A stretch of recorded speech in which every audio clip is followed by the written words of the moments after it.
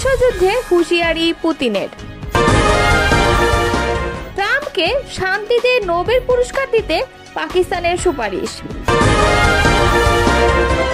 জাতিসংঘে ইসরায়েলকে তুলোধুনো করল পাকিস্তান, চীন, রাশিয়া ও আলজেরিয়া। ফেব্রুয়ারিতে নির্বাচন ধরে ঘর গোছাচ্ছে বিএনপি। এতক্ষণ শুনছিলেন সংবাদ শিরোনাম, এবারে বিস্তারিত।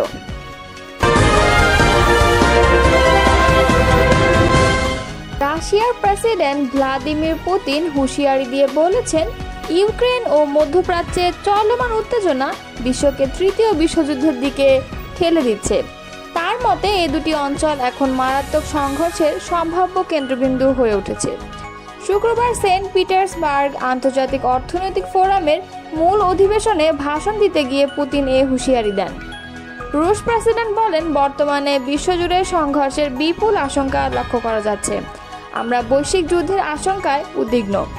সব সংকটেরই শান্তিপূর্ণ সমাধান হওয়া উচিত। তিনি ন্যাটোর পূর্বমুখী সম্প্রসারণের সমালোচনা করে বলেন, এই জোট বারবার রাশিয়ার নিরাপত্তা উদ্বেগকে অগ্রাহ্য করছে। এটি পশ্চিমাদের উপনিবেশবাদী নীতির আরেকটি রূপ মাত্র। পুতিন এ সময় দাবি করেন, মার্কিন প্রেসিডেন্ট ডোনাল্ড ট্রাম্প তাকে আশ্বাস দিয়েছেন যে ইরানের বুশেহর পারমাণবিক স্থাপনায় রুশ কর্মীদের নিরাপত্তা নিশ্চিত করতে যুক্তরাষ্ট্র সহযোগিতা করবে। মধ্যপ্রাচ্যের সঙ্গে পুতিন বলেন, ইসরায়েল যদি সত্যি ইরানের সর্বোচ্চ ধর্মীয় নেতা আয়াতুল্লাহ আলী খামেনিকে হত্যা করার কথা বিবেচনা করে থাকে, তবে আমি আশা করি এটি কেবল কথা হিসেবেই থাকবে। এর আগে রুশ প্রেস সচিব দিমিত্রি পেসকভ সেন্ট পিটার্সবার্গের কনস্টান্টিন প্রাসাদে স্কাই নিউজকে বলেছেন, ইরানের সরকার পরিবর্তনের কথা যারা বলছে তারা যেন মনে রাখে এটি শুধুমাত্র অগ্রহণযোগ্য নয়, বরং এতে দেশটিতে চরমপন্থার বিস্ফোরণ ঘটতে পারে। তিনি হুঁশিয়ারি করে বলেন, যারা আয়াতুল্লাহ খামেনিকে হত্যা করার কথা বলছে তারা যেন মনে রাখে তাতে তারা এক ভয়ঙ্কর প্যান্ডোরার বাক্স খুলে দেবে। আসন্ন 2026 সালের নোবেল শান্তি পুরস্কারের জন্য মার্কিন প্রেসিডেন্ট ডোনাল্ড ট্রাম্পের নাম আনুষ্ঠানিকভাবে সুপারিশ করছে পাকিস্তান, যা সাম্প্রতিক সময়ে পাক ভারত উত্তেজনায় মধ্যস্থতাকারী হিসেবে ট্রাম্পের স্বীকৃতি বলে জানাচ্ছে পাকিস্তান। শনিবার পাকিস্তান সরকারের অফিসিয়াল এক্স অ্যাকাউন্ট থেকে দেয়া এক আনুষ্ঠানিক বিবৃতিতে এমনটি জানানো হয়েছে। বিবৃতিতে বলা হয়, সাম্প্রতিক ভারত পাকিস্তান সংকটের সময় তারা সিদ্ধান্তমূলক কূটনৈতিক হস্তক্ষেপ এবং গুরুত্বপূর্ণ নেতৃত্বের স্বীকৃতি স্বরূপ পাকিস্তান সরকার আনুষ্ঠানিকভাবে প্রেসিডেন্ট ডোনাল্ড ট্রাম্পকে 2026 সালের নোবেল শান্তি পুরস্কারের জন্য সুপারিশ করার সিদ্ধান্ত নিয়েছে। বিবৃতিতে আরও বলা হয়, প্রেসিডেন্ট ট্রাম্পের সিদ্ধান্তমূলক কূটনৈতিক সম্পৃক্ততা এবং গুরুত্বপূর্ণ নেতৃত্ব দুটি পারমাণবিক অস্ত্রধারী দেশের মধ্যে অত্যন্ত অস্থিতিশীল পরিস্থিতি হিসেবেও বর্ণিত উত্তেজনা হ্রাস করতে সাহায্য করেছে। সম্ভাব্যভাবে একটি পূর্ণাঙ্গ যুদ্ধ রোধ করেছে, যা লক্ষ লক্ষ জীবনকে বিপন্ন করতে পারত। বিবৃতিতে আরও বলা হয়, একটি গুরুত্বপূর্ণ মুহূর্তে ইসলামাবাদ এবং নয়াদিল্লি উভয়ের সঙ্গে জড়িত হয়ে প্রেসিডেন্ট ট্রাম্প দুর্দান্ত কৌশলগত দূরদর্শিতা এবং দুর্দান্ত রাষ্ট্রনায়কত্ব প্রদর্শন করেছেন। তার প্রচেষ্টায় যুদ্ধবিরতি কার্যকর হয়, যা একটি বিপর্যয়কর সংঘাত এড়ায়। ভারত পাকিস্তানের যুদ্ধরত পরিস্থিতির শান্তিপূর্ণ সমাধান দেওয়ার ক্ষেত্রে অগ্রণী ভূমিকা রাখায় ট্রাম্পের প্রশংসা করে ইসলামাবাদ বিবৃতিতে জানায়। এই হস্তক্ষেপ একজন প্রকৃত শান্তিপ্রিয় হিসেবে প্রেসিডেন্ট ট্রাম্পের ভূমিকা এবং সংলাপের মাধ্যমে সংঘাত সমাধানের প্রতি তার অস্বীকারের প্রমাণ। দক্ষিণ এশিয়ায় টেকসই শান্তির প্রতি আন্তরিক অঙ্গীকার। এর আগে সম্প্রতি গণমাধ্যমের সঙ্গে আলাপচারিতায় নোবেল শান্তি পুরস্কার নিয়ে ট্রাম্প বলেন, পাকিস্তান ভারত যুদ্ধ বন্ধ করার জন্য আমাদের নোবেল পুরস্কার পাওয়া উচিত। আমরা এটি 4-5 বার পাওয়া উচিত ছিল, অথচ তারা এই পুরস্কার শুধুমাত্র উদারপন্থীদের দেয়, তারা আমাদেরকে এটি দেবে না। ট্রাম্পের এমন কথার কদিন পরই এবার নোবেল শান্তি পুরস্কারের জন্য ট্রাম্পের নাম আনুষ্ঠানিকভাবে প্রস্তাব করল পাকিস্তান। জাতিসংঘে ইসরায়েলকে কার্যত তুলোধুনো করেছে পাকিস্তান, চীন, রাশিয়া ও আলজেরিয়া। সংস্থাটির নিরাপত্তা পরিষদের এক জরুরি বৈঠকে ইরানের ওপর সামরিক আগ্রাসন নিয়ে ইসরায়েলের সমালোচনা করে দেশগুলো। এই 4টি দেশ হুঁশিয়ারি উচ্চারণ করে বলেছে, ইরানের ওপর এই হামলা পুরো অঞ্চলকে অস্থিতিশীল করে তুলতে পারে। শনিবার এই তথ্য জানিয়েছে সংবাদ মাধ্যম টিআরটি ওয়ার্ল্ড।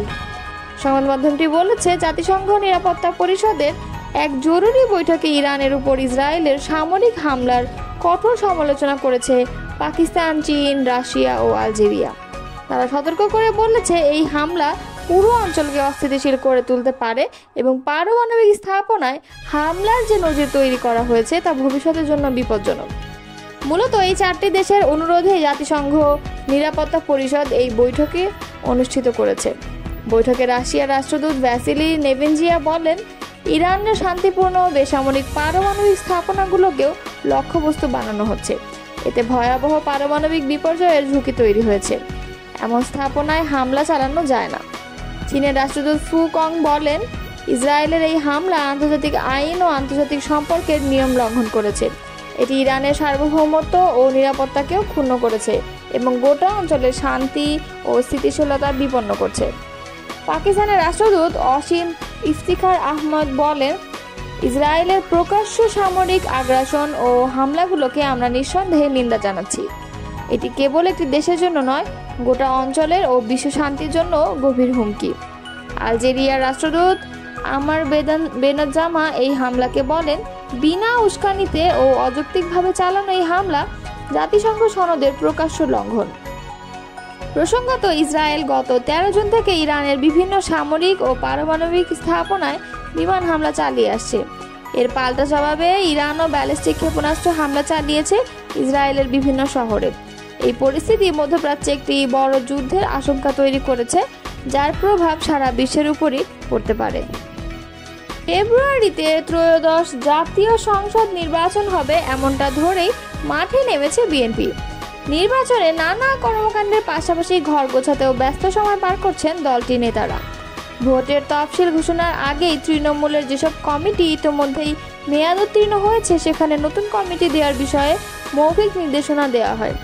ঢাকা ছাড়া 9 সাংগঠনিক বিভাগের দায়িত্বপ্রাপ্ত নেতারা এ নিয়ে মাঠে কাজ করছেন। দলটির সিদ্ধান্ত অনুযায়ী গণতান্ত্রিক উপায়ে কাউন্সিলের মাধ্যমে সারা দেশের ইউনিয়ন, পৌর, থানা, উপজেলা, মহানগর ও জেলা কমিটি করা হবে। তবে কমিটি গঠন নিয়ে অন্তর্বিরোধও নতুন করে সামনে আসছে। কয়েকটি উপজেলা কমিটি গঠন নিয়ে সংঘর্ষের ঘটনাও ঘটেছে। আবার কমিটি নিয়ে নানা বিতর্কের মুখে সেই কমিটি বাতিলের ঘটনা আছে। বিএনপি সূত্রে জানা গেছে এসব তথ্য। এদিকে বিগত আন্দোলন সংগ্রামে সক্রিয় ছিলেন, নির্যাতিত, ক্লিন ইমেজ ও দলের প্রতি আনুগত্য এমন নেতাকর্মীদের কমিটিতে যৌথ মূল্যায়নের কাজ করার বিষয়ে বিএনপি হাইকমান্ডের নির্দেশনা রয়েছে। তবে খোঁজ নিয়ে জানা গেছে, বেশ কয়েকটি উপজেলা কমিটি গঠনে হাইকমান্ডের নির্দেশ মানা হয়নি। কাউন্সিল না করেও কমিটি দেয়া হয়েছে। আবার আওয়ামী লীগের বিগত 15.5 বছরে যাদের দলের কর্মকাণ্ডে সক্রিয় দেখা যায়নি, মামলার শিকার হননি, তারাও কোনো কমিটিতে গুরুত্বপূর্ণ পদ পাচ্ছেন। এই নিয়ে দুর্দিনে মাঠে থাকা নেতাকর্মীদের অনেকে হতাশাও প্রকাশ করেছেন। বিষয়টি তারা সামাজিক যোগাযোগ মাধ্যমেও তুলে ধরেছেন। উত্তরাঞ্চলের একটি বিভাগের গুরুত্বপূর্ণ দায়িত্বে থাকা কমিটির বিএনপির এক নেতা যুগান্তরকে বলেন, কমিটি গঠনে কাজ করে যাচ্ছি। সেপ্টেম্বরের আগে কমিটি গঠনের কাজ শেষ করার নির্দেশনা রয়েছে। বিএনপি বড় দল, দলে অনেক নেতা আছেন, আবার সবাই দলের নেতৃত্ব দিতে চান, কিন্তু সবাই তো আহ্বায়ক, সদস্য সচিব হবেন না। কেউ বাদ পড়ে গেলে তাদের অনুসারীরা বিক্ষোভ করতে দেখা যাচ্ছে। যদিও পরে আবার তা সমাধানও করা হচ্ছে। কমিটিতে ত্যাগীদের মূল্যায়নের বিষয়টি সবচেয়ে বেশি প্রাধান্য দেওয়া হচ্ছে। আওয়ামী লীগের 15.5 বছরে বিএনপি কোথাও সম্মেলন করতে পারেনি। কেন্দ্র থেকে কমিটি দেওয়া হয়েছে। এবার ওয়ার্ড থেকে জেলা পর্যন্ত নির্বাচনের মাধ্যমে কমিটি গঠনের চেষ্টা করছে। বিএনপি সিনিয়র যুগ্ম মহাসচিব অ্যাডভোকেট রুহুল কবির রিজভী যুগান্তরকে বলেন, কমিটি গঠনে বিভাগীয় পর্যায়ে যারা তত্ত্বাবধান করছেন তারা কাজ করছেন, তৃণমূলে গিয়ে বৈঠক করছেন।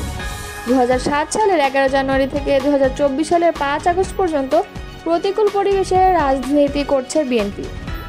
অভ্যুত্থানের পর দলকে আরও শক্তিশালী করতে পুরোপুরি সাংগঠনিক কর্মকাণ্ডে ফিরে আসে দলটি। গত বছরের নভেম্বরে ঢাকা বাদে 9 সাংগঠনিক বিভাগের অন্তর্ভুক্ত ইউনিয়ন, উপজেলা, পৌর, থানা কমিটি থেকে শুরু করে মহানগর ও জেলা কমিটি সম্মেলন ও কাউন্সিলের মাধ্যমে পূর্ণাঙ্গ কমিটি শেষ করতে 9 সিনিয়র নেতাকে চিঠি দিয়ে দায়িত্ব দেওয়া হয়। ফরিদপুর বিভাগের দায়িত্বপ্রাপ্ত vice chairman doctor Asaduzzaman Ripon যুগান্তরকে বলেন, জেলা থেকে তৃণমূল পর্যন্ত গণতান্ত্রিক উপায়ে কাউন্সিলের মাধ্যমে কমিটিগুলো তৈরি করা হচ্ছে। সূত্র মতে বিএনপির 82 সাংগঠনিক জেলার বেশিরভাগই আহ্বায়ক কমিটি, এছাড়া তৃণমূল পর্যায়ের অনেক জায়গায় আহ্বায়ক কমিটি আছে। এদিকে জেলার নতুন কমিটি নিয়ে তেমন কোনো অভিযোগ না থাকলেও তৃণমূলের বেশ কয়েকটি কমিটি নিয়ে নানা অভিযোগ পাওয়া গেছে। মাদারীপুরের রাজৈর উপজেলার ইসিবপুর ইউনিয়ন বিএনপির দ্বিবার্ষিক সম্মেলনেও দুপক্ষের মধ্যে হট্টগোলের ঘটনা ঘটে।